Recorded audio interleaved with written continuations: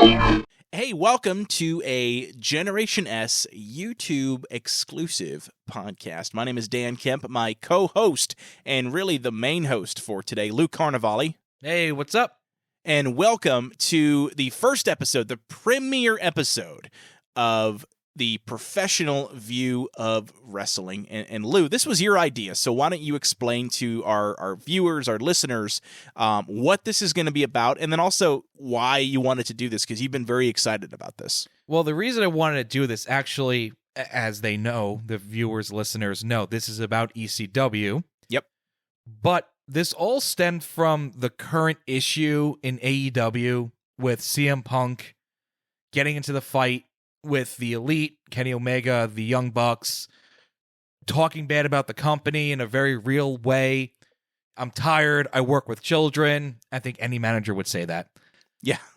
And on Reddit, it seemed to be this divide between professional view, no pun intended, but that's where I got the name of it from. Yep. A professional view of, it doesn't matter. CM Punk should not be doing that. He should not be saying that unless it's fake, unless it's a storyline. If he's actually saying that, he should be fired on the spot. Then you have the wrestling view of it, like, well, you know, he's disgruntled and this and that, and he hasn't been getting the matches he wants. It doesn't matter. It's the realistic view, the professional view. And that's what I messaged you or spoke to you about. I'm like, you know, that might make a good show. Not the, let's rebook the invasion angle. And if Goldberg was there and Scott Steiner was there and we had ECW guys and WCW guys and TNA guys. No, we're not going to do that. We might do it eventually like on another show, but Right. There's lots of those. This is a professional view of things in wrestling. We don't work in wrestling. We've never been in wrestling. I did a little work with TNA in their marketing when they were doing shows in the Northeast. But beyond that, nothing really. It's just, I'm a professional in terms of what I do for a living. Dan's a professional for what he does. You know, we're in a corporate environment. Yep.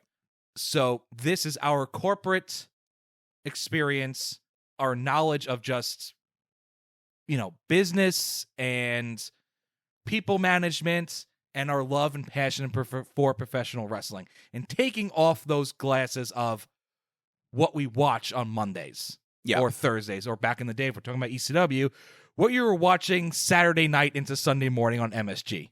Yep.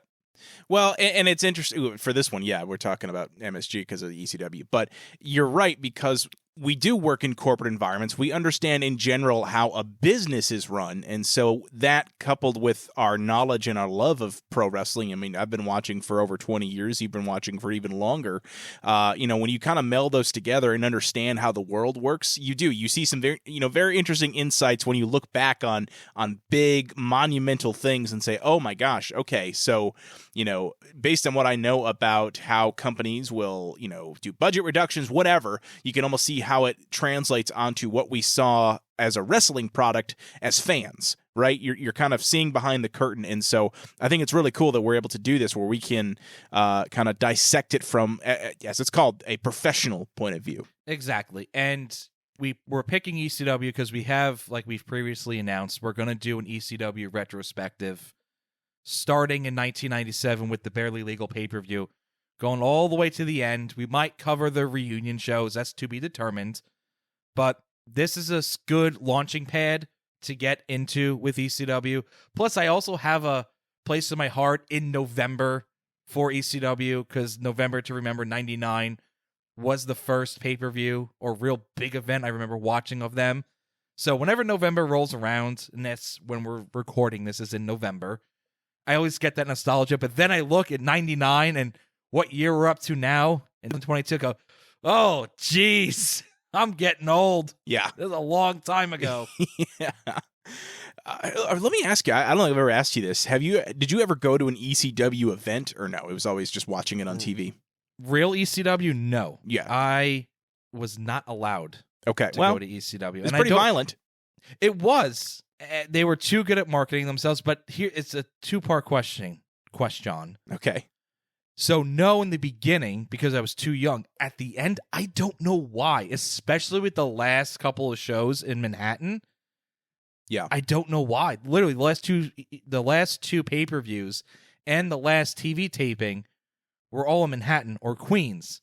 Now, a year after they went out of business, I went to independent shows in the same arena. I don't know why. Yeah. Maybe I didn't know because, again, they didn't have really good TV at the end. But we'll get to that way down the road, but we will get to that. But For the retrospective. For the retrospective, we will. The only ECW event I went to was with you. Yeah. But that was WWE CW. In our defense, it was early WWE CW. Exactly. Where it still had kind of the same vibe, obviously a bit more professional presentation, but you had a lot of the older ECW wrestlers that were at the show, which was a lot of fun. I had a great time. One of my favorite wrestling events I've ever been to. Oh, yeah. It was, for a major show, it was definitely top tier that I've ever been to. Remember Sandman was coming through the crowd looking to pour beer on somebody? We're like, come on. Yep. He's like, you guys aren't 21. I don't want to get fired. And he just kept going. Yeah. But we were 21. Oh. Scout's honor, I swear. I wasn't 21. You were probably 20. I was 20. I was 21. Yeah. But yeah, Sandman didn't get fired. He's probably getting best paycheck in his life. Like, nah. Yeah. Well, getting paychecks from a company that we were trying to answer that question today. Did WWE fund ECW? And before we dive into it, I do want to say one more thing. Your research on this, I'm looking at the notes you sent me, and it is impeccable. I just have to tell you Thank that. you. You have done your homework. As somebody that hated doing homework in college, and I know this because I roomed with you at college, this is fantastic. I liked doing homework if I was writing papers and I could bullshit my way through it. And yes, we're going to have a potty mouth. It's ECW, so sorry. Yeah, I could. Yes. Listener and viewer discretion is advised. We may be dropping a couple of choice four-letter if we're going to, words especially in the retrospective discussions, we're going to be talking about blood, guts, not even half-naked women, three-quarter naked women rolling around on the mat.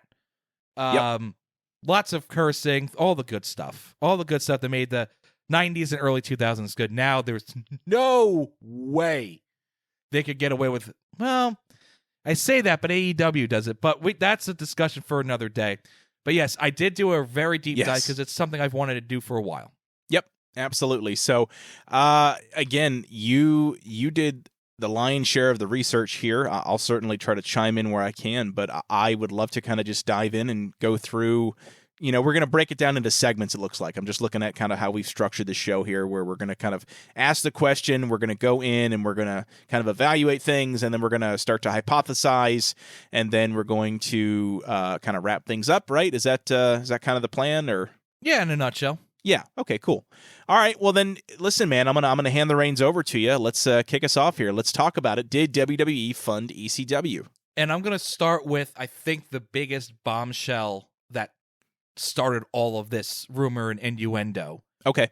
Was the rise and fall of ECW DVD, which, if you have not watched, I highly, highly recommend. Yes. Agreed. One of their best documentaries ever. Yes. It actually outsold WrestleMania that year. I remember that, yes. And Vince went, So that's what started all of it. And I'll get it out of the way right away. My girl Dawn Marie looks fantastic on the DVD, but I digress. Vince McMahon had a very interesting line on this. He said, we kept rating the ECW talent roster, and I wanted to give something back. That's why we put Paul on payroll. Meaning Paul Heyman. Okay.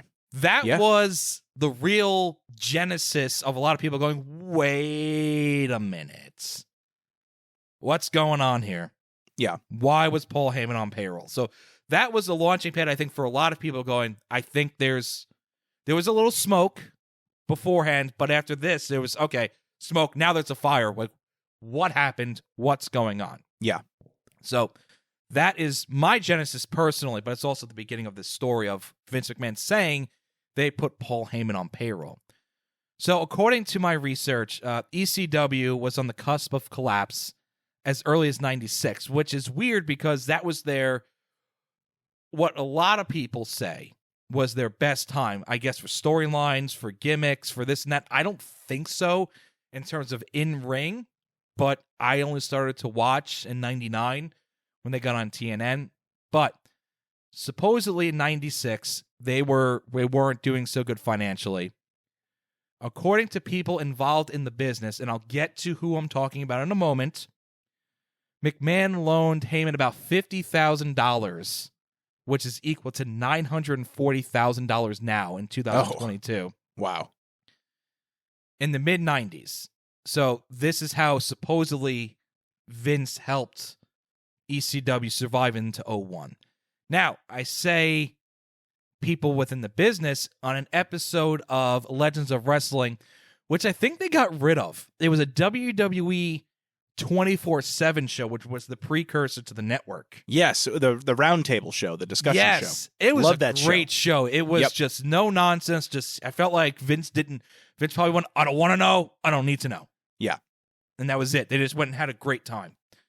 So this comes from Jim Ross. Okay. So he says back in the heyday of ECW, didn't give a year, one of his jobs was to write a check to ECW. So this is a direct quote from Jim Ross. So quoting JR, "We knew the dire straits that unfortunately Paul was in financially, and we figured the logical conclusion in this case was bankruptcy. At that point in time, we were prepared to buy the assets, which included the library and bankruptcy court. We had been helping Paul. I think we paid Paul around $50,000 a month. I can't remember. I don't remember. That $50,000 a month number sticks out, but I may be wrong on that too." End quote.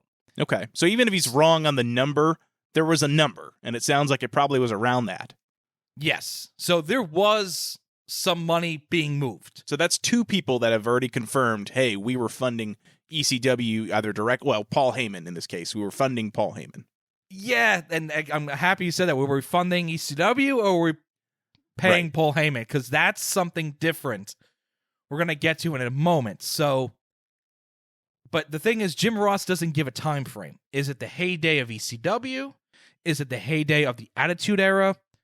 They're kind of close, but also remember, WWE at the time wasn't doing good in 97.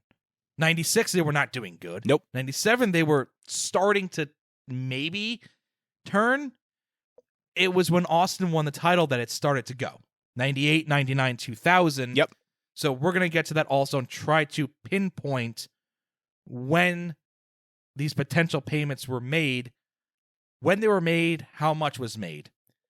And there's another big hiccup we're going to get to in a moment, a very big hiccup in terms of trying to pinpoint when these payments were made. So that was from Jim Ross.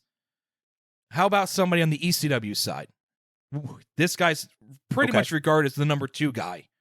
So you have Paul Heyman, running the ship. Yep. Second in command, I think everybody would agree with, is Tommy Dreamer. So here's some hard to argue quote from Tommy Dreamer. So from what he has heard, Tommy believes ECW was funded by WWE from day one. So here's a quote from Dreamer. Quote, "I did not find out that Paul was in bed with them until he did an episode of Bite This." Now, I'm going to stop right there for a second. Bite This was kind of like a mini shoot webcast that WWE used to do. It's where the infamous Matt Hardy, Lita, Edge storyline, whether it was real life, whether it was a storyline, that's a blending, but it started there. So it was kind of a mini shoot show. We did an episode of Bite This together, and he said it on the air, and if you watch my face, you could see it. End quote. So now he didn't know. So he had no idea. The story changes all the time. Jim Ross, who was head of talent relations at the time, says they were in bed together all the time and that Paul Heyman would get checks. So there you go again. So Paul Heyman would get the checks. But Paul said he didn't get checks. Continuing the quote, "It's many, many conspiracy theories. Shane McMahon told me Paul was in bed with WWE the entire time. Bruce Pritchard said he was in bed with them since day one." End quote. So there we go. So everyone is saying it, and Paul's the only one saying it's not true. Like Obi-Wan Kenobi says, it's true from a certain point of view. A little bit. So here we go. This is the last of this kind of section. Like you said, there's going to be a different section. We know this is the hearsay. This is the rumor and innuendo. On the Paul Heyman DVD, which the name of it's terrible. Ladies and gentlemen, my name is Paul Heyman. I couldn't get a better name. It should just that's be his the promo. story of That's Paul what he Heyman. says to introduce himself. Paul Heyman That's carefully explains the unique nature, and that's how he says it, the unique nature of how ECW himself and worked with the WWE in the mid-90s. But he says he himself was never on the payroll. So this is what he said. It was as simple as WWE paying HHG Corp, that's the parent company of ECW, and not Heyman himself. And what he was getting paid was $1,000 because of a agreement Tommy Boy Records had, a sponsorship that was tied to Too Cold Scorpio, Flash Funk. So now we're tying it together. And this is what this podcast is all about. We're tying it together a little quick right now. So when Vince said we took their talent roster and we didn't give anything back, Tommy Boy Records had an agreement with Heyman, ECW, to play certain songs when Scorpio went to the ring. Well, if Scorpio's not in ECW, no more agreement. And that was $1,000. That was $1,000 a month. So when Heyman Heyman let Scorpio or Scorpio left, I don't know about how it actually happened, but he went to the WWE. So the money that came from WWE went into production and development fees for ECW, not into Paul Heyman's pocket. So that's how Heyman says it. Yes, they gave us some money, but only $1,000 a month. And it didn't go to me. I wasn't on payroll. It was them compensating us. So that's on his DVD. That's paraphrasing. Didn't want to give an exact quote. That's paraphrasing for what's on the DVD. So we got pretty much confirmation that something is going on. Something did happen. Well, here we go. Here's the bombshell. The big one, other than the Vince admitting to it. HHG Corporation, ECW's parent company, filed for bankruptcy in 2001, spring-ish. It was revealed that the ECW owed a total of $8.8 million in unpaid bills for salaries, TV deals, merchandise, etc. Heyman claimed to only have 1.3 in assets. Listed, yes, 1.3 million. 1.3 million in assets. So he was basically like $7 million in debt. Or, excuse me, the company was $7 million in debt. Listed as a creditor in the bankruptcy proceedings for $587,000. $587,500 to be exact was WWE. So there you go. It was pretty much, not even pretty much, it's there. It's concrete. It's confirmed that WWE did something. Now, when, why, how much, when, that's what we're going to get into right now. Okay. So let's go ahead and go through, and I guess we'll kind of evaluate a few different things here based on the notes I'm seeing. The big issue is JR said he wrote checks for $50,000 a month during the heyday. We don't know when that's a very broad, and I'm sure JR's done a lot of things in his life, especially in the world of wrestling. So him not knowing exactly when he's in charge of talent relations, especially in that era, who knows? But here's the big caveat. Here's the big issue. WWE went public in October of 99. There's no way they could have went public. In October of 99 and then November, December into 2000 being a publicly traded company. And oh, by the way, we have this other company that's our competition and we fund them. Unless it's through the parent corporation, in which case they didn't have to explain it because it just was seen as funding another corporation. I guess any corporation funding would have to be investigated. Like, where's your money going? Right. Especially if you lie about it. Or unless it's under is it under a certain amount of money or any amount of money? I don't know. Okay. But if you're going public, I'm pretty sure you wouldn't want your brand new investors to know or find out you're funding another company. Yeah, That would be a true. pretty bad thing. That would be like Disney saying, "Oh yeah, we're going public, and by the way, yeah, don't look at Warner Brothers. We're funding. We have Marvel, but we're funding the Batman movie too. Right. Like you can't. It wouldn't be the best thing to do. So this part here, what we're gonna go through is the numbers are facts. Some of it is opinion. I want to be very clear on that. Okay. So when they went public in 99, that's a fact. Okay? So Yep. in my opinion, I do not think that WWE, once they went public in October of 99 to ECW's demise in 01, I do not think they were sending them any money. Now, other things have happened, in the last couple months. Vince doing some things on the side. We're not talking about that. We're talking about actual legal funds. So, going back to what I originally said, that ECW was failing financially in 96, they were able to pull off their pay-per-view in 97. In 96, when ECW was supposedly failing, so was the WWE. WrestleMania 12, now this is a fact, WrestleMania 12 had 240,000 buys. That's very bad. There's been stories, the most well-known is from Jim Cornette, that around this time period, 95, 96, things were so bad. And again, he may be exaggerating this, but this is from my research, that he's told stories that things were so bad, lights were being turned off in Titan Towers, they were taking out the water coolers. Maybe that's for a dramatic effect. I don't know, but that was from Jim Cornette. So things weren't good in 96. So Yeah. I can't see WWE having one of the lowest purchased WrestleManias of all time. Stories from somebody that's in creative in Jim Cornette saying that things were so bad in Titan Tower they were doing X, Y, and Z. So the heyday and the funding I can't see in 96. So Okay. this to me rules out 96 and October of 99 and beyond. So now we're trying to figure out when this happened. When was WWE giving money to ECW? So let's jump to the next year, 97. Something happens in 97. In November.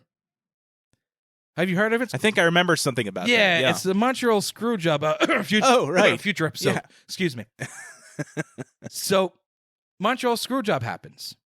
And it happens because Vince says to Bret Hart, I can't afford your $1.5 million yearly contract. 1 year into his 5-year deal. 1 year. So if he can't afford Bret Hart in 97, is he really taking $50,000 and giving it to ECW? Unless that was funds that the reason they couldn't pay Brett, it's because he was sending that money to ECW instead. Do you think it would have been a situation like that or no? I mean, that's really... I mean, it's possible, but Okay. could you see telling your world champion while you're in the middle of losing to WCW? Let's remember this.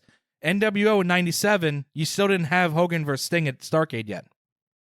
That's true. So WWE is still getting their butts kicked in the ratings. You're a champion, you can't afford him, quote unquote, and you want to send them off. I don't think Yeah. you're sending those funds to ECW, but in my opinion, this removes 97 from it. Yeah. But at WrestleMania 14, which is November, December, January, February, March, roughly 4 months later, they get Mike Tyson to appear. You know what? It was a decent amount. Rumored to be $3.5 million. Yes. I knew, I think that came up actually when they were talking about Bruno's. I just watched this video today. So that's why I'm bringing this up. But it was an interview that Billy Graham had done, superstar Billy Graham, where he was disappointed in Bruno Sammartino for misrepresenting how much money he was paid for getting inducted in the WWE Hall of Fame. So he would tell people that it was only about $5,000, but apparently he was told by many people to say, hey, you're going to put me in, pay me Tyson. They called it Tyson money. And so that's where I first and they said, yeah, pay me $3 million and I'll go in the Hall of Fame. So I first heard today what Tyson money was, and so that actually that's makes actually sense really funny. Yeah, Mike Tyson got $3.5 million. Wow. The event got 750,000 buys. So WrestleMania in 96, 240,000. WrestleMania in 98, 750,000. This is vast improvement. Yes, and this is the Austin era has begun. Famous quote happened from there. The Attitude Era really started. So now we're 98, early 98. It's finally starting to turn around. WWE's getting hot with Austin. There's some guy named The Rock coming out. He might turn out to be something. I heard about him, Yeah, he's okay. WCW is starting to go down a little bit in 98. Yes. You're more the WCW guy. Yep. I would say, again, so I didn't watch it back then, but I've been doing a lot of I've been watching a lot of retrospectives on both WWF and WCW at the time, and just watching the product side by side, you can definitely see where WCW already peaked. The ratings may not reflect it yet, as far as they were still winning in the TV ratings, but the product itself was definitely getting stale very fast. Yes. And that's where we're going with in 98. Yep. So, now this part's my opinion again. Okay. You're starting to get hot. You're starting to turn a profit. Now we're going to get into the starting to turn green, starting to turn a profit. Is your first reaction when you turn the profit to go fund the competition? Well, that's a good question. Yeah. I don't my experience, my opinion, no. I don't think they were doing in 98. I do not think so. Okay. So, we've ruled out a couple years. Yeah. We're left with a time frame of January of 99, because I'm just making it easy and eliminating all of 98. We're left with January of 99 to September of 99. Did anything happen in ECW in 1999 that shows they didn't have money or they needed money? So now we're going to go down a list. Okay. Of things. Yeah, because I don't know anything about ECW at this point. That happened in 1999 in ECW. Well, you know a little bit. You're not like, you don't know the bells and whistles. You know who was in it. You know who the champions were. You know how many fans an average ECW event would look like. You just don't know the what's the right word I'm looking for? Nitty gritty. The nitty gritty, the finer details. So January of 99, Guilty as Charged pay-per-view had the debut of Sid Vicious, Psycho Sid Vicious, Psycho Sid Justice Vicious, whatever you want to call him. Sid came out in ECW in 99. April of 99, the franchise Shane Douglas leaves. You know that because he went to WCW. Yes. Summer of 99, the ECW toy line came out. Original San Francisco toy makers. Originally, they were making toys for WCW. Yep. June of 99, the ECW magazine came out. August of 99, they debuted on TNN. I can't believe I have to say this. For those that don't know, TNN turned into Spike TV, and Spike TV turned into the Paramount channel. It's a channel. I actually didn't know that because I haven't had cable in so long that last time I had cable, it was still called Spike TV. Oh, jeez. Cable TV. So, boys and girls that are younger, cable TV is what people used to pay for before they had streaming. So, they were on TNN in August of 99. But then they lost the Dudley Boys the same month. But don't worry, Raven came back same day. So, literally, the day the Dudleys left is the day Raven came back. They added more pay-per-views. They added an additional pay-per-view in 99 called Anarchy Rules. October of 99, IGN reported that Acclaim, I don't think they were in business anymore, No. got the rights to the ECW to produce an ECW video game. They produced 2 of them. October of 99, the Sandman came back from WCW. But then Taz left for the WWE in November of 99. So you're seeing the picture here that they had to get money to make money, that they had to get some financing going to get to the toy line, to get to the magazine, to get to TNN. This guy's leaving, but we're going to get that guy. And that guy's leaving, we're going to get that guy. It's like they were plugging holes. One guy would leave, Well, this was in a very short time period. I mean, we're talking 6 months. A lot of big things happen. Now, just looking at it from looking at it from a professional standpoint, a company, like let's say a company did this where they decided to launch multiple new revenue streams in a 3-month period.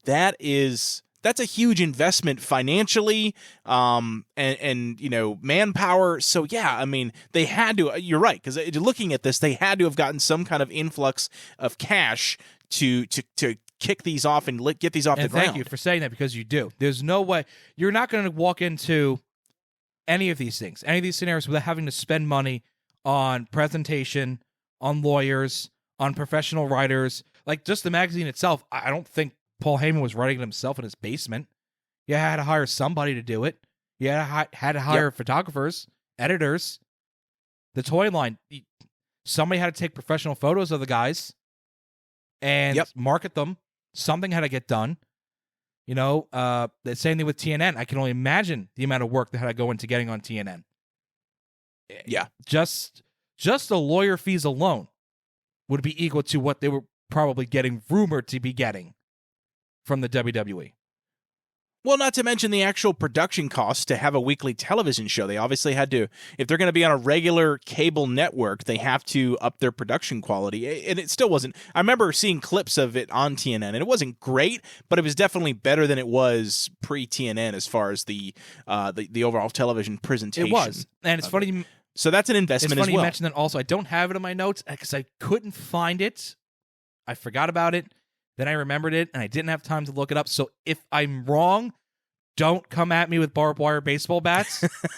I believe at Living Dangerously, which is March of 99, Sabu came out with pyro. Like Goldberg-esque pyro, where he was doing his point to the sky taunt. I believe he had pyro. And that was when, I'm holding up my finger like the listeners can see me. And that was when the negotiations with TNN started, was the spring of 99. So they got on in the summer of 99. Spending money to, like Dan said, look at us. Look what we got. We got pyro like those other guys. Yeah. So yes, getting money, maybe from WWE, to spending money to make money. And like Dan said, it's a lot. They did more in 1999 than they did the previous 5-6 years they were in existence. But then I wonder if a guy like Dreamer was in the dark the entire time about this. Like, so nobody in the locker room, in the company, like nobody was questioning, okay, where do we get all this money all of a sudden? It was literally just Paul Heyman handling all of that. I mean, I guess that was the big difference between them and the bigger companies, is that it wasn't really run like a true business would have been run. Bro, exactly. There's my friend Russo. Bro, you're right. Because in the DVD, and folks, this is not even planned. This was not in our notes, what Dan just said, my reaction to this. In the DVD, Nunzio, Little Guido, says Paul Heyman ran it like a mom and pop. And when the mom and pop comes out of the subway, you got to give other people jobs. He never did that. No. The only jobs that I know off the top of my head that he gave other people, Taz would design the merchandise. And this is from the ECW DVD. So that's why I keep recommending it, folks. If you're listening to this, haven't seen it, go out of your way. Peacock, WWE Network, eBay, whatever you got to do. Taz would design the T-shirts and whatnot. Yep. Bubba DeVray Dudley would book the shows. He would actually be calling the arenas. Hi, I'm, blah, blah, blah. I'm with ECW. I would like to book a show at your arena. Yep. But also remember now, 99, late 99, Bubba's gone, Taz is gone.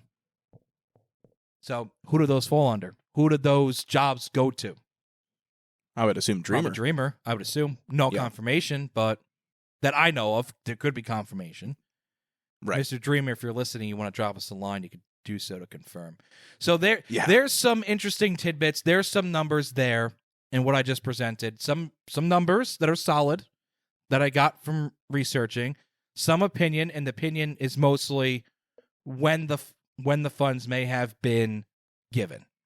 So now we're going to go into the hypothesis section. We're going to go over crunching some numbers I'm going to try to do it as clear as I possibly can, but just bear with me. There's going to be a little swerving. There's another Vince Russo. Got to swerve him, bro.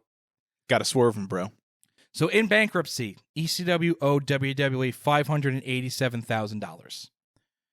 The Too Cold Scorpio deal with the Tommy Boy Records was $1,000 a month. Okay? So we got that established. JR saying that he gave ECW $50,000 for 1 year is too much. That's $600,000. It doesn't work out. So WWE went public in October of 99. So let's say we did it for 10 months.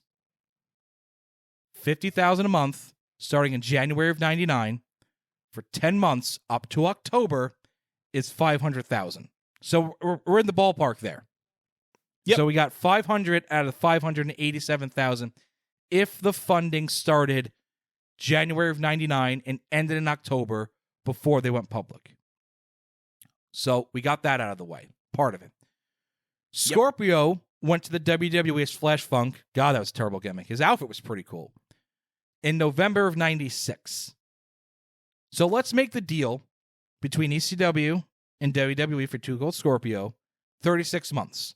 3 years is pretty much a standard WWE contract. Okay, so we're going to make it 3 years. That would be an extra $36,000. Now we are up to roughly $524,000 of the documented $587,000. Okay? Leaving $63,000 unknown. So let's try to find this last $63,000. Okay. If we tack on one extra monthly payment of $50,000, let's put it at December of 98. Things were going good with WWE. It makes sense to tack it on in the winter of 98 than it does to tack it on at the end when they're gone corporate, or gone public. Right. So let's do that. And then let's either make one final payment, maybe when they did went public, with Scorpio, because it's only $1,000, or maybe they double up in October. That's where you get the final payment. So, now I'm going to break it down a little bit quicker. Starting in December of 98, making a final payment in October of 99. 11 months at $50,000 is $550,000. November of 96 to November of 99, October of 99-ish, we're still making it 36 payments of $1,000 is $36,000. $550K monthly for 11 months, $36,000 for 3 years monthly. That comes to $586,000. WWE was owed $587,000. So where'd that extra 1,000 go then? No, I'm just kidding. I don't know. Maybe Vince paid off somebody. Well, so, okay, and maybe this is where I don't understand. So if they were funding them, then why did they owe the money back? Was it a loan then? It wasn't just straight giving them money if they owed them I guess it was a loan. I don't think Vince just straight out gave him the money. I mean, that's from the courts. That's, I'm not questioning Jim Ross. Why would they, what else would they have owed them for if not funding, which seems to, this is math. This is, you know what I mean? That makes sense. And it's going off of what the $50,000 is from Jim Ross. Yep. The $1,000 is from Paul Heyman's DVD that Too Cold Scorpio got. I just mixed the numbers using the end point of going public in October of 99 and a starting point of late 98, early 99 when things were really good at that point in WWE. Yep. So take it for what it's worth. You may agree. You may think I'm out of my freaking mind. But the numbers are there. And like Scott Steiner says, the numbers don't lie.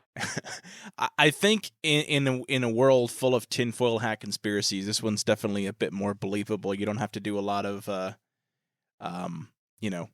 jumping to conclusions to see some logic here. So no, I don't think we're too far off from what could be the truth, as far as that goes. So what you think the time frame is not What do you think of the No, time no, frame? no. What I'm saying is the time frame seems to line up because it has to be. I agree.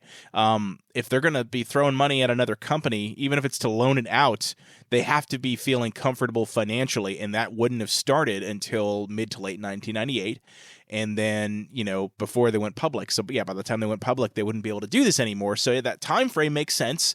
You factor in the record deal with Tommy Boy Records and Too Cold Scorpio. It does. It adds up, and when it is so close to what the actual amount was on the court document, I mean, it could. Here's the thing: devil's advocate, it could be a coincidence, but at the same time, it's a really, really similar number to say, well, nah, never mind. Yeah, and again, adjusting for inflation, that $50,000 a month in 2022, $90,664.59. Wow. That's how much. So, yeah, they were given or loaned by today's standards, and you got to wonder, was it to pay the wrestlers or was it just to pay, other bills? And because you always heard about these. This is one thing again back on the ECW. The rise and fall of ECW DVD, a lot of wrestlers complained that they just weren't paid, and they would either quit or they would try to sue or what have you, but that they weren't paid. So obviously this money, none of it really went to the wrestlers, it seemed, or at least maybe not most of the wrestlers. According to the court documents, it said ECW HHG owes a total of $8.8 million in unpaid bills for things such as salaries, TV deals. There we go. We were talking about TNN. And also remember, the syndicated show, some of them he was paying for, if not all of them, Paul was having to pay to get those shows on the air. So the TV, which is not a normal practice, I believe. I believe in many cases, especially with a successful show, is looking at WWE, they're not paying the USA Network to air Monday Night Raw. No, they weren't. Got a very lucrative deal from USA to put their show on USA. But this was syndication. TNA did the same thing when they had their weekly weekly pay-per-views when they first started, known as the Asylum years, when they were in the fairgrounds in Nashville. Yep. When they brought Impact to Fox Sports Net, they were paying for those spots. It was a glorified infomercial. Yep. So it says right in the court document, salaries, TV deals, merchandise. That Taz was not making up. So there's my, like Dan said, tinfoil hat theory, the meme of the guy pointing to the whiteboard with a cigarette in his hand theory. So that's the hypothesis. That's crunching the numbers. Now let's look at the professional view. Like Dan said, managing a business. I mean, obviously the first question is, why did ECW need this? I think we touched on that. Paul. We kind of covered it a little bit. Paul was not assigning. I don't think Paul had a bookkeeper. I don't think Paul had a guy to do this and a girl to do that. Some guys say it on the DVD that he just was paranoid. He didn't want to do it. The most important thing is, and Heyman says this, they needed a TV deal. And we also just discussed that the syndicated shows were costing them money, whereas, like Dan said, USA Network was paying WWE, WWF to be on the air. They needed that TNN deal. Otherwise, they would have not probably even gotten to 2000. That's pretty well documented. Every time he lost a talent, meaning Paul in ECW, he needed to get one. They lost Shane Douglas, or they knew Shane Douglas was leaving. They got Sid. Even though it's reversed. Sid came in, Shane Douglas left. Maybe they knew Douglas was getting ready to leave, or he didn't want to be there anymore, or he was retiring. That's a gray area, but these two were not. The Dudleys were leaving, and Raven came back. Like I said, literally on the same episode of TNN, Dudley said, we're leaving, and then Raven came out. Yep. Taz lost the title at Anarchy Rules 99. They knew he was leaving. He stayed until November of 99.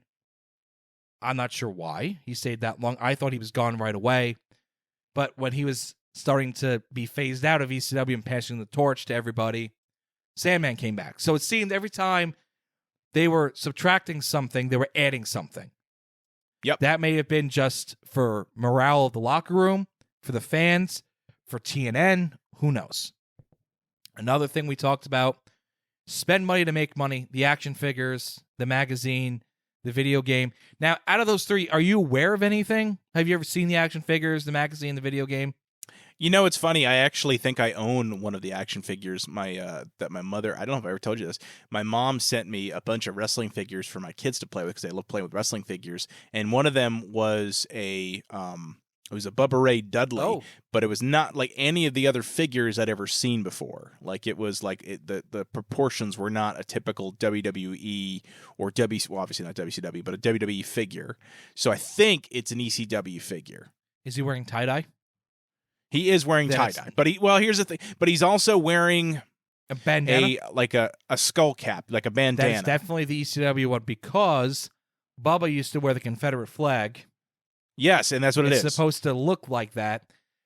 He's, for some reason, his ECW figure and Shane Douglas's figure are freaking massive compared to everybody else. It was very tall. Yes. I just Googled it. I'm Googling it right now. That's the figure I have. Yep. So the Bubba Ray, the series, I don't know if Bubba was series one. I know Shane Douglas was. The Shane Douglas figure is like Van Dam and Lance Storm are like up to his chest. Like he towers over them like the Big Show would. It makes no sense. And it's all from the same toy maker. Yes. I feel like they made Shane Douglas first and went, nope, shrink everybody else down, but keep Shane Douglas the way he is. So they made that. Did you ever see the magazines? I've never seen. I think you may have shown them to me in your when we hung out at your house, but I never owned one or bought one. I did. I had a subscription. Yes. So your parents allowed you to have a subscription. You couldn't go to the show, but you were allowed to have a subscription 99. to the magazine. This was 99. My parents. So you're older. When they got to TNN, my parents would watch ECW with me. My mother watched ECW with me. Oh man, how was that? Was that weird? Well, the blood and guts wasn't bad. I mean, it was. Okay. It had calmed down in 99 a little bit. Because it was on the network. It had to. Well, we would get the dial it pay-per-views back a little. too. Oh, yeah, okay. But Steve Carino would get busted open every pay-per-view. I'm like, oh, what a surprise. The blonde hair guy's busted open again. She loved Tajiri, and she loved Super Crazy.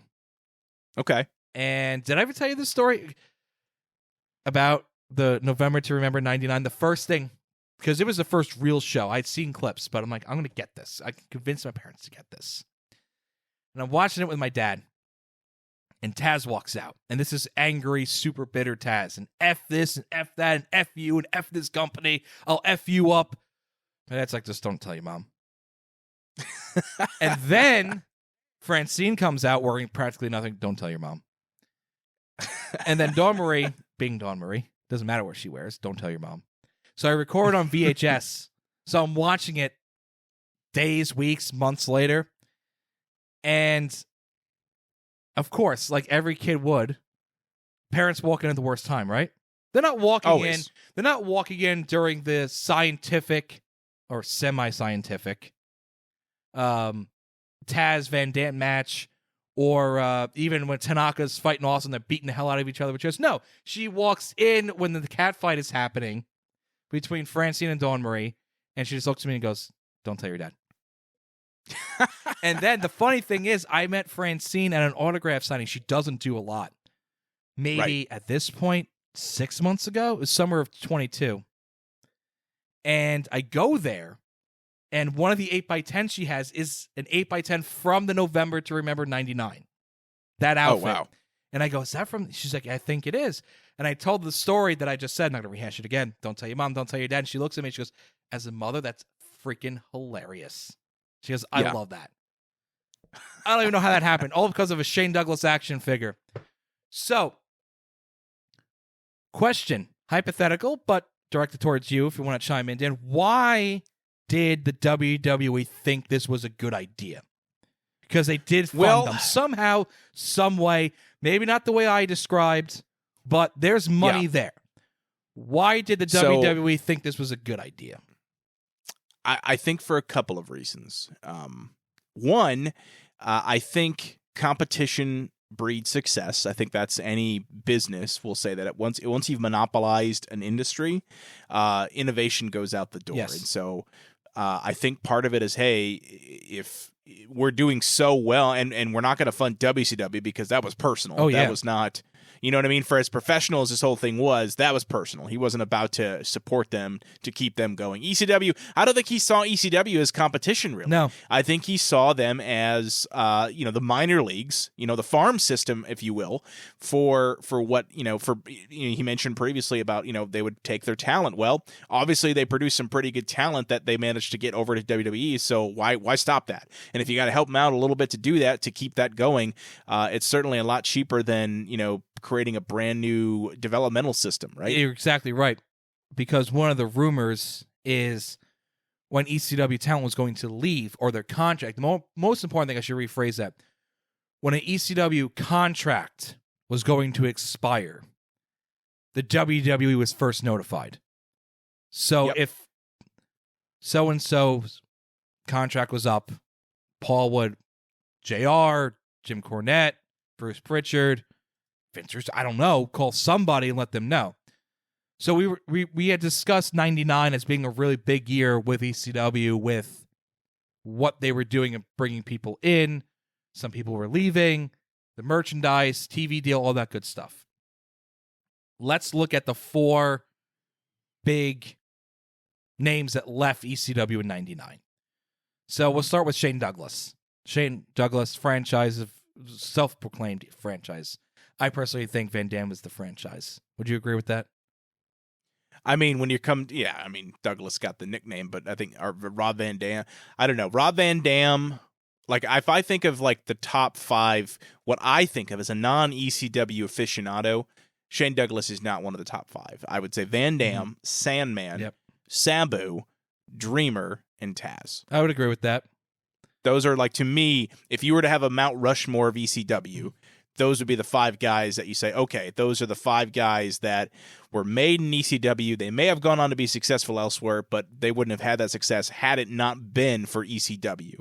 Whereas I think Shane Douglas already had, somewhat a successful run in WWF, in I think even WCW prior to that, if I recall, but maybe not. He was with Johnny Ace. Either way, that's right. Yes, as the dudes with or the Bodacious. No, oh my God, what was it? We're not going to pause it. We're not going to. Yeah, I think it was Dudes with Attitudes. Came out with skateboards. It was, yes, and then like bright pink, like neon windbreakers. This is a great gimmick, kid. and that was WCW, right? That was WCW. Yeah. So he was sort of made prior to that. Whereas again, Taz, Sabu, Sandman, RVD, they. Dreamer, they were made in ECW, and the ECW is the reason that they, became so popular outside of ECW. So the reason I brought up Shane Douglas is he was not on good terms with WWE. He walked out after a house show in '96 as Dean Douglas because he didn't get along with the Clique. Yep. Which he documents a lot. There's a lot. Shane Douglas is a great interview. He's a great as the character. Shane Douglas, great interview. Out of character, I don't know Shane Douglas's real name off the top of my head. I think it's Troy Martin, but as Troy Martin, as just him as an individual reminiscing about wrestling, great interview. Oh, very well spoken. Oh, I love watching his interviews. He's terrific. And he is a good wrestler. He's a great wrestler. But like Dan said, the aura for a non-ECW fan is Douglas is not there. But for this point, we're talking about he was not on good relations with WWE. He never went back after he was Dean Douglas. Never went back to WWE. That's right. So another one was Sid. He was not on good terms with WWE. He never went back to the WWE after '99. He became unreliable, was very injury prone. So that's what I'm going for. 2 guys that were in ECW that left. They didn't go back.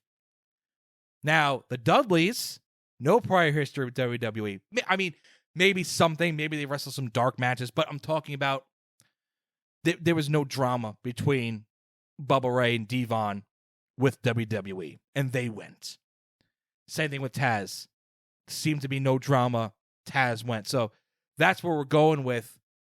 If they were investing money for Heyman to keep the doors open to produce talent, and their contracts were up, because the Dudleys, I don't know if you know this story, the Dudleys asked for $1 raises.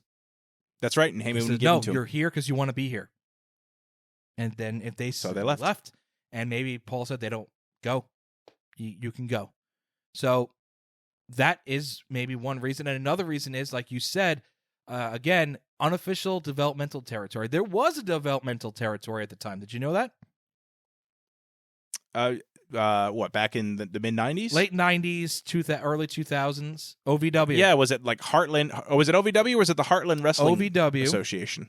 Okay. was bought by Jim Cornette, who was working for the WWE. The crop of talent that came out of OVW in the early 2000s. I'm going to give you 4 names. You might have heard of these guys. John Cena. Okay. I think so. Yeah. Yep. Randy Orton. Maybe. Batista. You mean Drax? Yes. And some guy named Brock Lesnar. Oh, that UFC fighter. Yeah. That guy.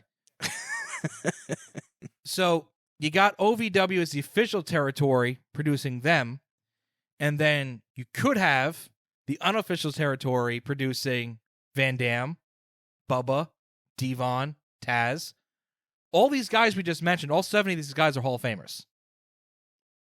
Oh, yeah. So the interesting thing is with this, Jim Cornette, who ran OVW, was fired from them. Was fired from WWE, fired and relieved of duties in OVW in 2007. You know who took over? Paul Heyman. Well, there it is. There you go. So, continuing this, why did they do this? Did you ever hear the expression, it's better to be pissing in the house out of it than pissing on the house? Well, I've heard the phrases, it's better to be pissed off than pissed on. So, at the time, if this is true that Heyman was kind of like an unofficial worker, wink, wink, nudge, nudge, that means at the time, late 90s into 2000s, when they're fighting WCW, they definitely have Jim Ross on their side. They definitely have Jim Cornette on their side. And they may or may not officially, unofficially have Paul Heyman on their side. And who does WCW have? They have the power plant. Oh, sure. I'm talking about creative minds in the business. Oh, right. Was Dusty even there at this point? That's a good question. I don't know if he was still. I feel like he was, because I remember he did come back on screen to feud with Jeff Jarrett, so maybe he was still behind the scenes. Terry Taylor. Yeah. Oh. I'm just saying Jim Ross, Jim Cornette, Paul Heyman. I mean, they're incredible. Or Vince Russo, Ed Ferrara, and Eric Bischoff. Right. I mean, as far as minds for the business, it's no question. Yes. So, I mean, you mentioned the power plant, but that was a training center, wasn't really a developmental system, correct? True. Is there a difference? I guess a training in terms of they didn't put on their own shows. Yes. You weren't performing in front of a hard camera and an audience and all so that I thing. guess, their developmental was WCW Saturday Night, technically, right? Worldwide. Which, you're WCW Worldwide, exactly, but it was still WCW. So yeah, they really didn't have a separate territory to do that. Did they ever? I don't think they ever did. I don't think they did. No, I think WWE was really the first company to do that. I think so. Where they had a separate company to train. Basically, yeah, they came up with a minor league system, and I don't think any other wrestling company, because it was, in pre-territory day, or like during the territory days, moving around the territories was the minor league systems. Well, it wasn't minor leagues, but it was the opportunity to hone your craft. It was smaller shows, so I guess in that way it was kind of minor leagues when WWE. But you had to do it yourself, though. You had to start in the smaller territories to try to get to New York in the WWF or Jim Crockett or Texas with the Von Erichs or something like that, and that's before our time. Yeah. But you know what's crazy, though? Talking about territories, we're 20-something years removed from what we're talking about right now. Yeah. And sometimes I think about when I'm watching these in 99 and 2000, 20 years before that was in the 70s, I'm like, oh! And there was the territory. Territories. Yeah, think about this before. When did the territory system really go under? When did WWF take over all the territories? It was before WrestleMania, obviously, but how soon before WrestleMania? I would say a couple years. So we'll say 1980. Maybe. The original WrestleMania was 84. So like 80, 81, 82 maybe. Okay, so 20 years after ECW, before ECW folded, you had the territory systems folding. We're now 20 years beyond that. Think about that. And now we have WWE. Well, now, but here's the thing: do we have territories now? we don't have territories. We have mainstream wrestling companies. We have multiple mainstream. I don't know if you call them territories. They're competitors. They're kind of in a way they are, in my opinion. Because because not developmental, obviously. So I guess you would call them territories, but they're territories competing for the same viewership. They are. You got WWE, you have AEW. Well, and even that with WWE as NXT. AEW is trying to do something with Ring of Honor. Impact is still somehow, some way. Still, you got NWA, sort of. Kind of. Yeah, you kind of got that. Maybe. And you got New Japan. I don't know how many promotions to Japan, to be honest. I just want to... There's a lot. I know there's a lot. There's quite a few. It's always a religion in Mexico to go to pro wrestling. Yep. So... There's more wrestling now, mainstream, that's accessible for viewers than ever before. I think and longer, too. I mean, yes. Because if you think about it, we're talking about the Monday Night... If we... Going off topic for a split second, kind of off topic. Monday Night Wars were 6 years? Not even. No, Monday Night Wars were, I mean, really late 1995 until early 2001, so 5.5 years. Okay. And we've had WWE, Ring of Honor, TNA. Well, TNA and Ring of Honor have been around for over 20 years. Yes. And now you have AEW. And now you have New Japan that people in the States can watch. Mm-hmm. Don't forget about Lucha Underground. Yeah. I mean, that was only what? That was what, 3 or 4 seasons, I think? So. And it ended? And Matt Classic. Yeah, I actually never watched Lucha Underground. I watched one episode. Yeah. And I didn't know Prince Puma was Ricochet. Yep. And then remember that one, again, we're going on a tangent here, so I apologize, but you remember that one that we actually watched an episode of it back you in just the said mid-2000s? you never watched an episode. Now you're saying you watched an episode. No, of Wrestling Society X. Oh, was that? You're right. I'm sorry. Yes, Matt Classic. That was MTV. That was where Matt Classic. Was that Colt Cabana? Oh, I love. That was Colt Cabana. His catch can wrestling skills.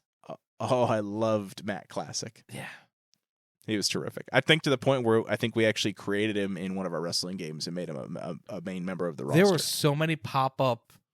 There was Hulk Hogan had a wrestling promotion once. Was it a promotion or was it a reality show where they did house shows? Oh, man. I don't remember. I don't think it was a full promotion. I gotta be honest. I gotta confess something. When ECW and WCW folded, I only watched these things if there was a certain someone on the card, and I would buy the tapes. Buy the tapes. That's fair. Not YouTube. Buy the tapes. Like main event championship wrestling. Yep. Yeah. I don't know anything about that. I know it was at the ECW arena. I know the ropes were yellow, and I know she was on the card. Not even going to say who it is because, yeah. Well, it could be 2 people. Who? It could be Francine or Dawn. Nah, I wouldn't buy a tape for for Franny.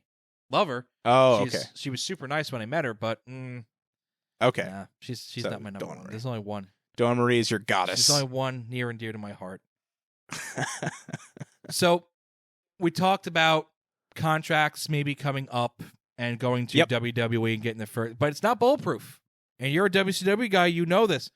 Mike Awesome defected ECW to WCW as the ECW champion, which that could be a whole show too about that 2-week period was crazy. But he did that. Lance Storm did that. But that was the difference. There was no contract that was expiring. They just were in breach. Heyman was basically in breach of contract. They weren't getting paid. And I'm going to go on a soapbox for a second here. Okay. Mike Awesome, yeah, he could have and should have did things a little bit differently. But you're the world champion of a company, the number 3 company in the world. Yeah. Some even say the number 2. I don't go that far, but I could see why. And my God, was that guy getting his ass kicked every night. He wasn't doing regular matches, chairs, tables, and not even normal stuff. You got to watch some of his stuff from 2099. It's crazy. But he wasn't getting paid. And you got a family to support. Are you going to sit there and just say, well, I haven't gotten paid. I'm going to go out there and I'm going to, get hit with a chair off the top rope. Like literally the guy off the top rope hitting you with a chair like Tanaka did was insane. I don't blame him for leaving. But he could have did what Lance Storm did. Lance Storm wasn't getting paid. He told Heyman, that's it, I'm leaving. But he gave him a little bit of notice to write him off. Yeah. That's what Awesome should have did. especially if you're the Right. champ. Hey, listen, I'm not getting paid. Get this title off me because I'm going to WCW. Yep. That's my opinion. But the thing that bothers me is the way they all attacked Awesome. How could he do this to us, especially at the reunion shows? Oh yeah, well, and I was going to say something because I've seen. I think we watched it together. ECW One Night Stand, the reunion pay-per-view that WWE put on for them, and it was the original one, yeah, the first one, and yeah, he had a match with Masato Tanaka. Do you remember the quote from Joey Styles? I don't It was something that was very eerie because it. Do you want? It's very foreshadowing. Mike Awesome did a tope of suicida. And he called it a suicide dive, and it's a shame he didn't take his own life in doing so. And unfortunately, Mike Awesome took his life a couple years after that. Yes. All this because the man didn't want to work the ECW workload and match type while having a family, not getting married, not getting paid. Getting paid. Give me a break. Well, and you know, and that's the thing, man. And I think as I've gotten older and I have a family to feed, I am like that. I am much. I don't want to say the word jaded because jaded is a negative thing. I am much more aware of my situation with a job, not my current job or anything, just a job in general where if I'm not being paid, I don't care if there's pizza in the break room. I don't care if we have ping pong and we get to hang out in beanbag chairs. If you're not paying me, I'm not coming to work for you anymore. Yes. And you don't care that you got to carry around a 15-pound prop as the champion. No, because and you know it's funny because I listened to Kevin Nash's podcast. Have you listened to it yet? By the way, I've been trying to get you to listen. I have not. Unfortunately, I was going to, and there was some. Don't want to go into it. Some negative news in Nash's life that happened right when I was going to listen to it, and I figured that wouldn't be probably the best time for me to start tuning in because it was probably going to be. That's fair. Not in the best of spirits for Mr. Nash. No, and well, honestly, I did listen to that whole episode, like start to finish in like one day, which is I don't usually do, and it was actually a very good episode.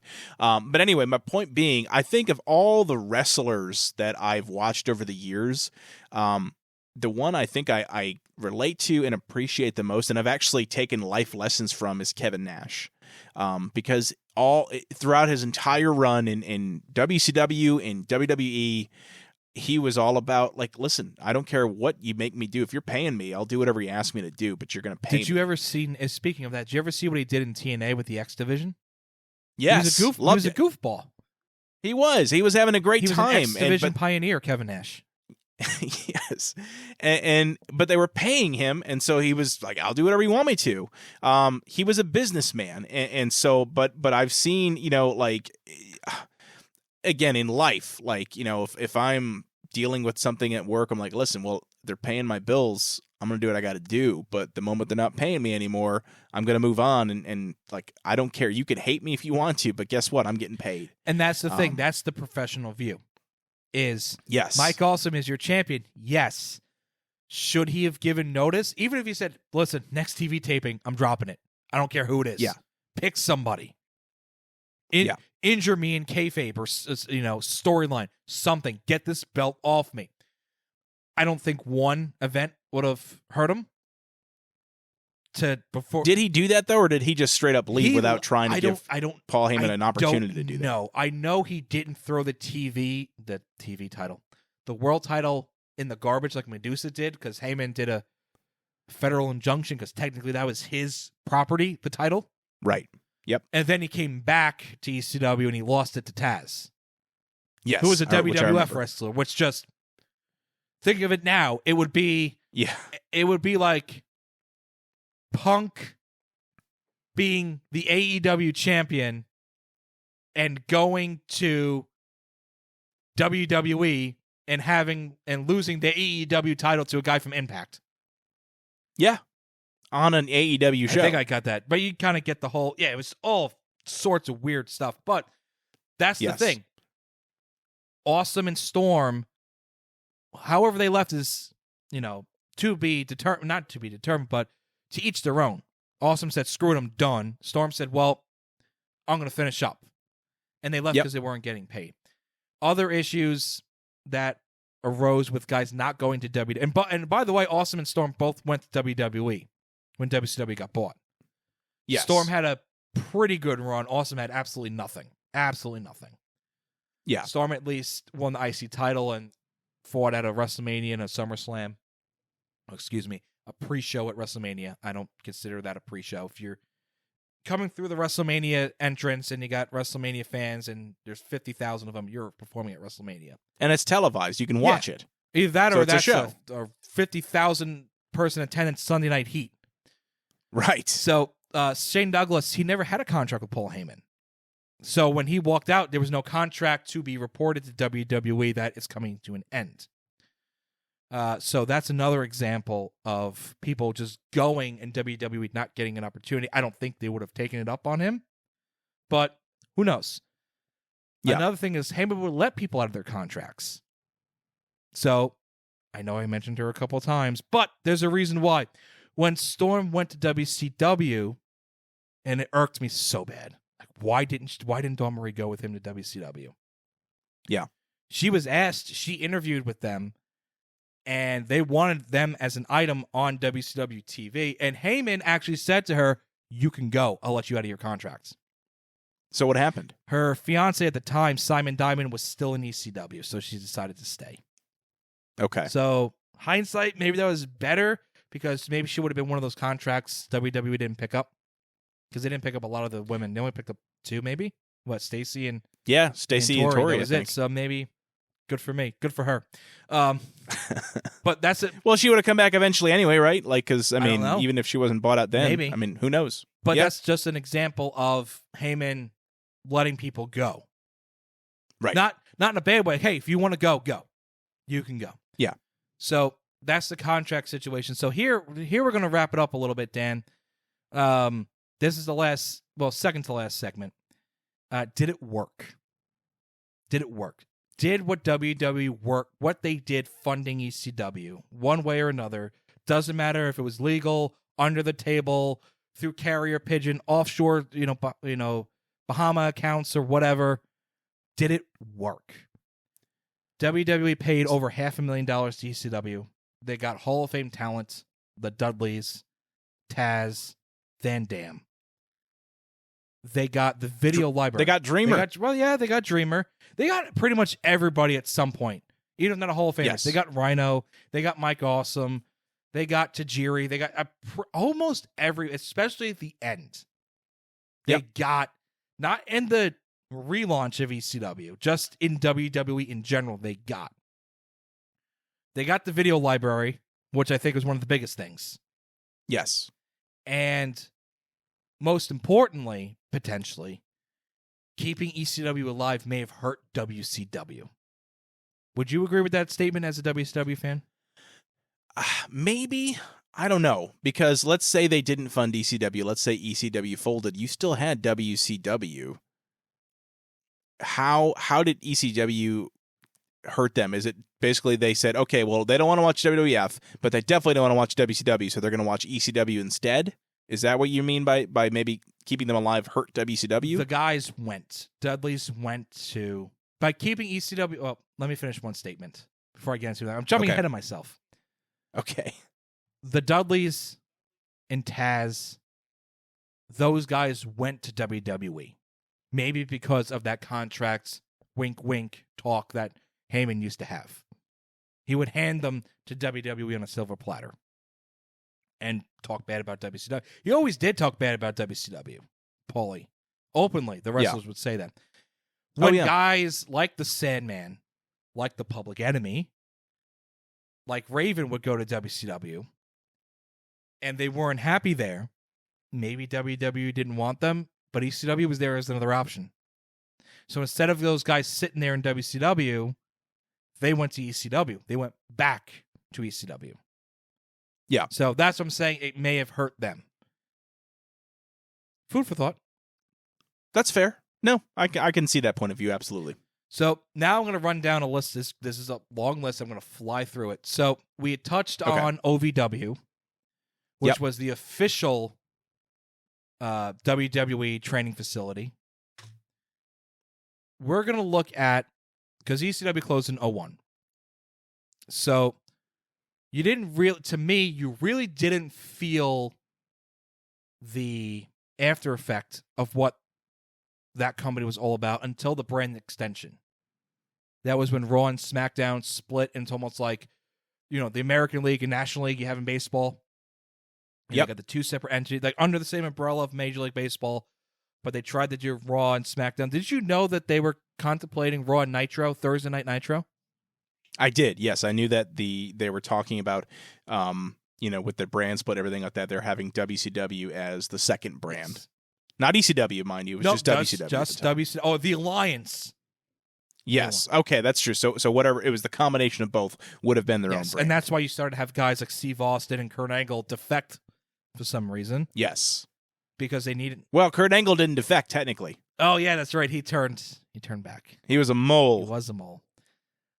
So spring of 2002 is when the brand extension happens after WrestleMania 18.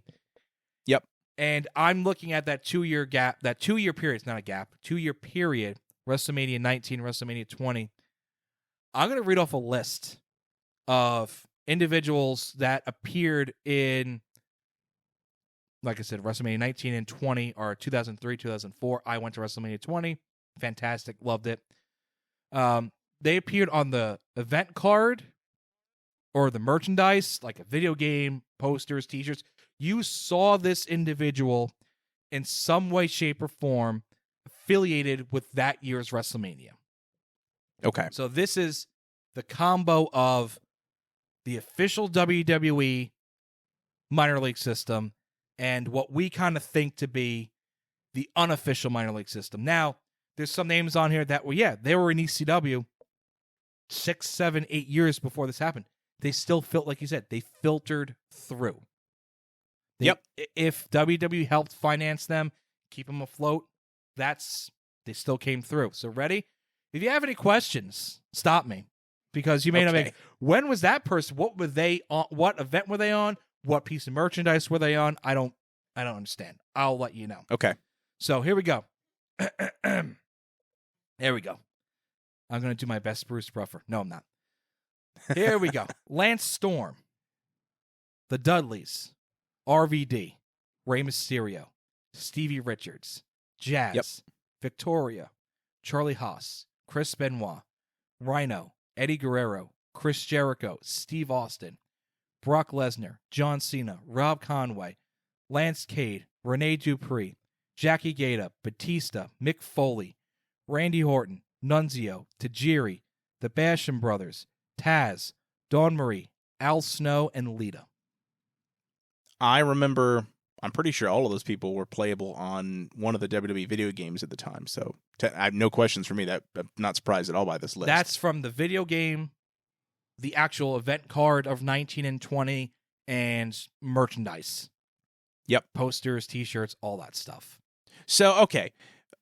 Looking at, because I know they were in ECW, and I know that's basically how they got to WCW, but Jericho and Guerrero, would you say they're ECW talent? When you think of them, and maybe it's because I didn't know they were in ECW. I first saw them in WCW, so I had no idea about ECW. But do you look at them and say, hey, if it weren't for ECW, they wouldn't have made it and become famous? That's a loaded question. That's tough. The same thing can be said for Rey Mysterio. Same thing could be said Benoit. for I don't like to talk about Benoit, but Benoit. Well, yeah. That same thing could. But here's the thing. This goes back to the DVD. If Heyman didn't bring in those guys, there'd be no. I'm not saying there would not have been a cruiserweight division, but him having those guys, he also had Psychosis and Conad. Did he have Hooven too? He had Hoovy as well. He had Hoovy also. Okay. La Parka? No, I don't think he had La La Parka, but he definitely had Hoovy. If he didn't bring in those guys, does a cruiserweight division get created? I don't know. Who knows? That's true. Yeah. But they were there first, and then they went to WCW. That's so. And I think they wouldn't have gone. I think you're right. I think they were noticed by WCW from their performance in ECW. Exactly. And some of these. So they poached, and that was the issue I think Heyman had, is they would poach their talent and not giving anything in return versus That's exactly Vince. What Vince said. WCW would raid their roster and give nothing. Vince at least would say, I took your guy. Oh, he gets $1,000 a month. Here's $1,000 a month. Yeah, which is funny because, again, these people that were leaving ECW, they probably weren't getting paid. So I honestly, I don't think what WCW did was unethical at all. If they weren't being paid, like, I think even Bischoff on that DVD makes his argument like, listen, we didn't force them to leave. Like, we offered them money. They weren't making any money. What would you do? Or more money. Or more money, yeah. Or matches where you're not getting your head beat in. Right. And you're not taking table shots and or chair shots and going through tables. And so, it was, I don't think WCW should be seen as the bad guy for that at all, actually. Oh, no. In fact, every time I watch that on the DVD, I'm like, oh, come on, really? It's business. It's Yes. business. So, last part of the WrestleManias, the end of WrestleMania 20. The following champions came from ECW or OVW. Okay. World champion was Chris Benoit. Came through ECW. WWE champion was Eddie Guerrero. ECW. IC champion Orton. OVW. US champion John Cena. OVW. World Tag Team champion RVD. ECW. Women's champion Victoria. OVW.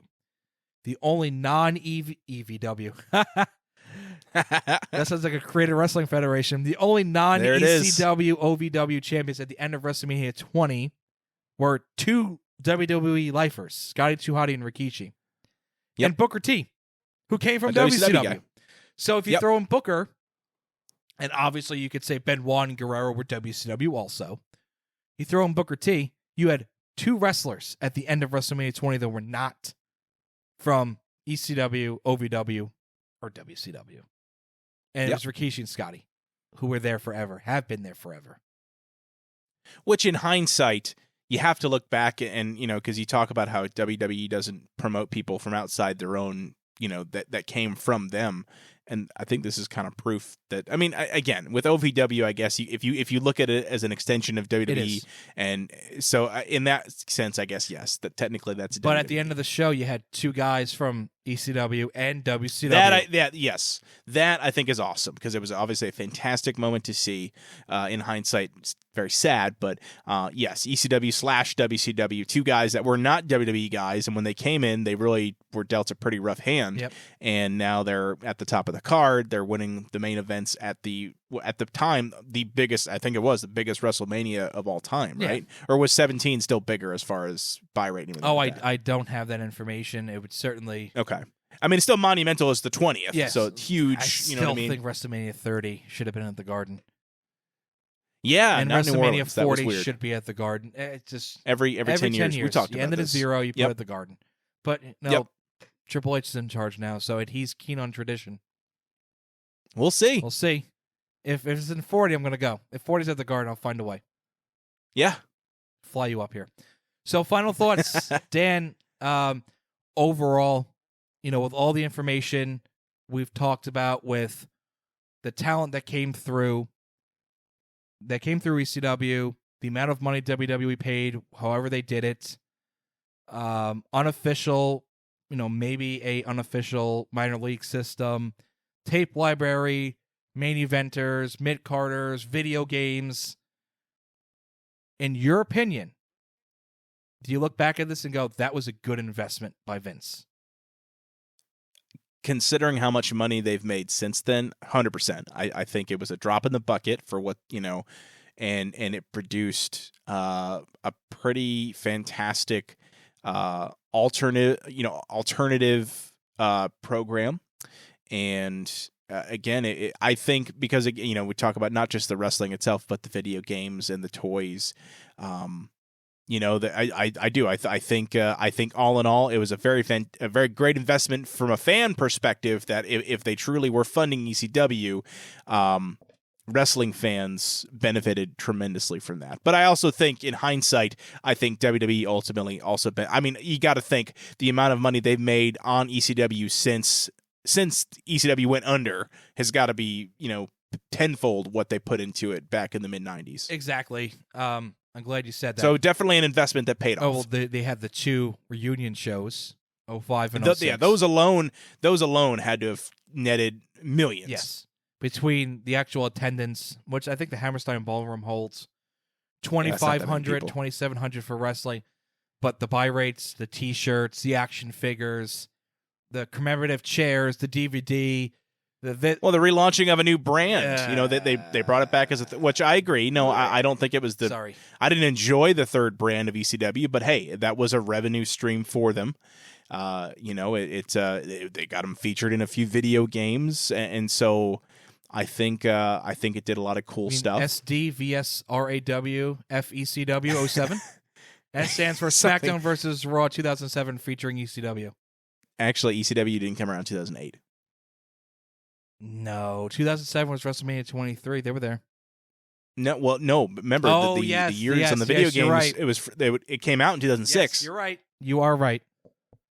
But you mentioned the relaunch, and yet the relaunch did the same thing that the original did in producing the talent.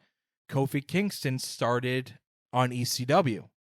Yep. The Miz really came into his own in a tag team in ECW. CM Punk debuted in ECW. Sheamus. Yeah, you're right. Sheamus towards the end. It's Christian. Remember? Jack Swagger. Yeah, Christian came back to ECW, reinvented his career. Jack Swagger came into ECW. Mark Henry really came into his own.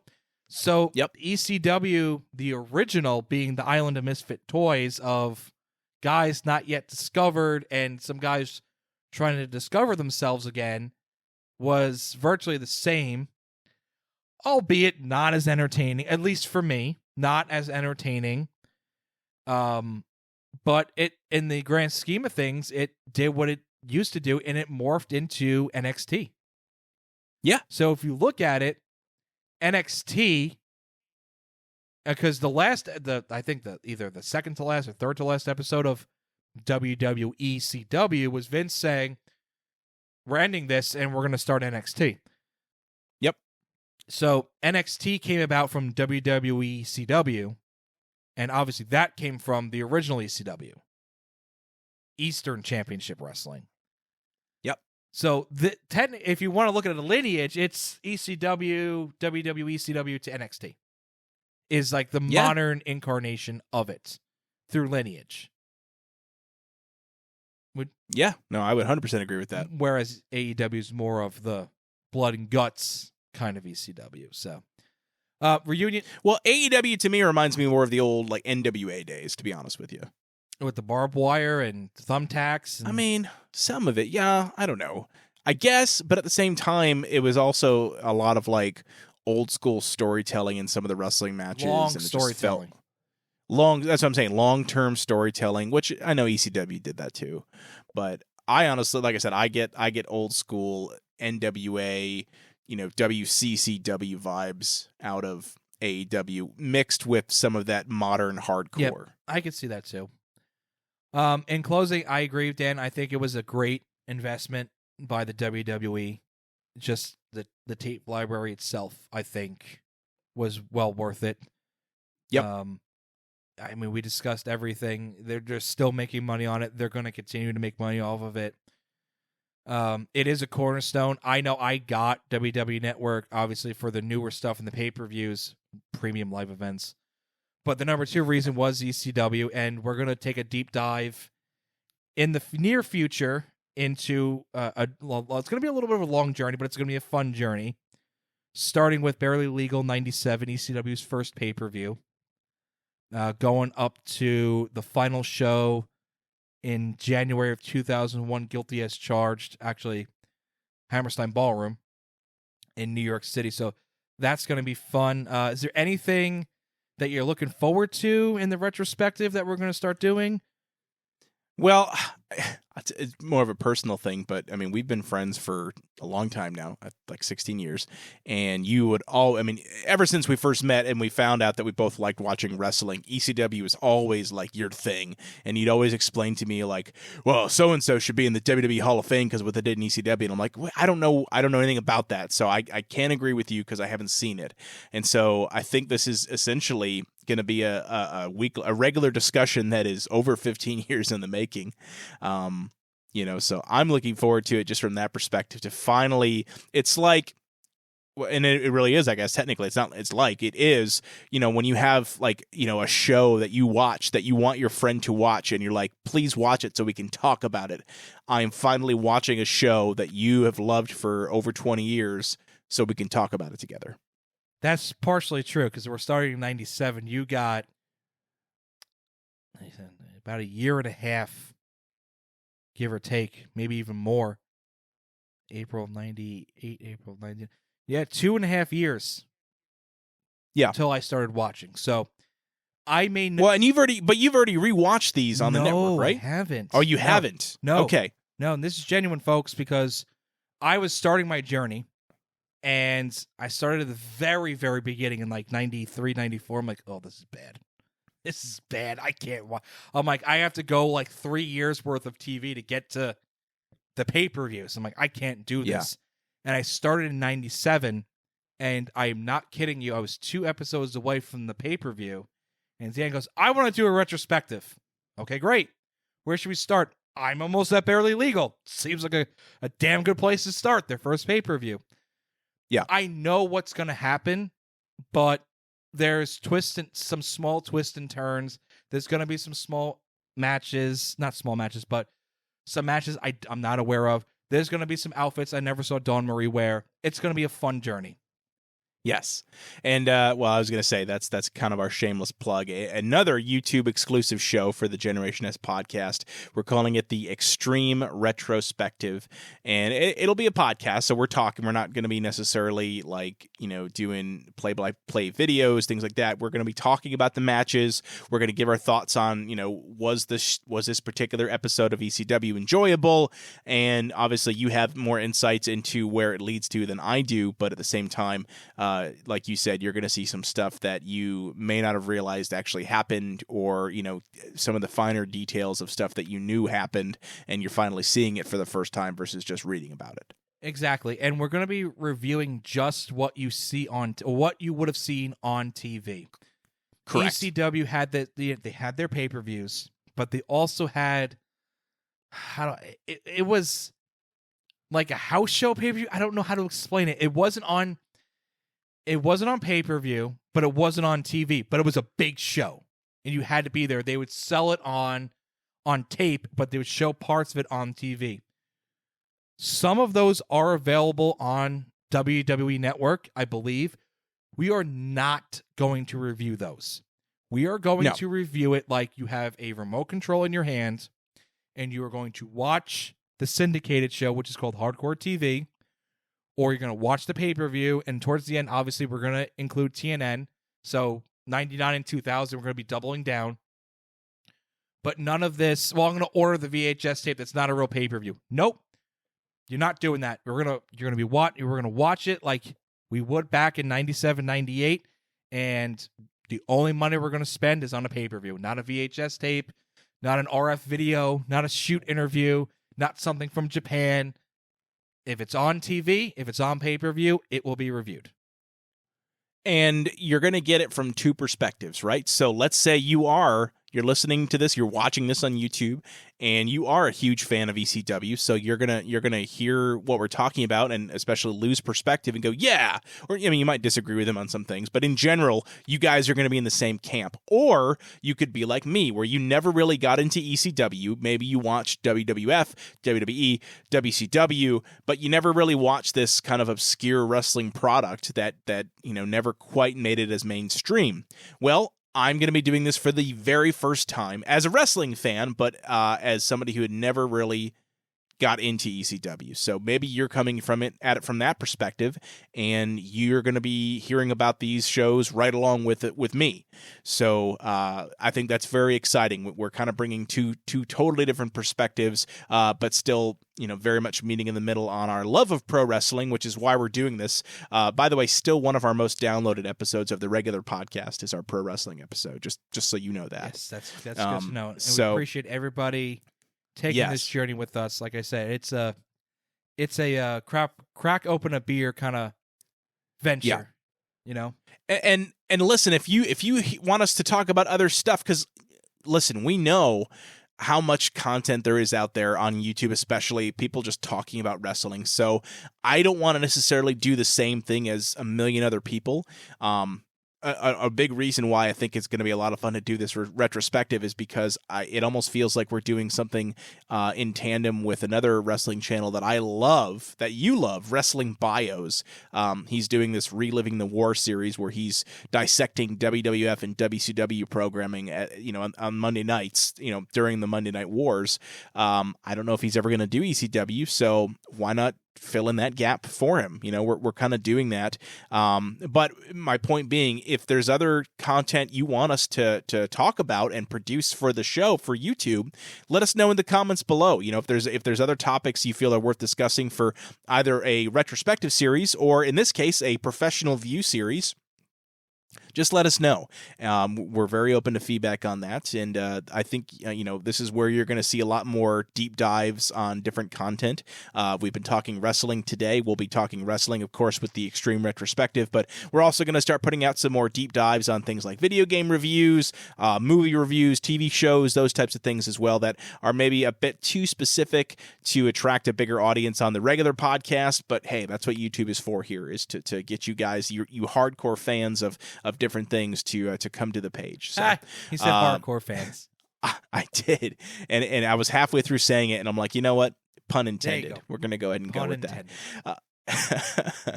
All right, man. Well, listen, let's wrap this up then. This was a lot of fun. Actually, really, I think had some good discussions around this, and a lot of things that for me were kind of eye-opening. At first, when you first mentioned you wanted to do this, I was a little hesitant of like, what can we bring to the table with this particular topic, which has been broached in the past by, different documentaries and discussions. But I think we took our shot, and I think we actually unearthed some pretty cool stuff here today. We did.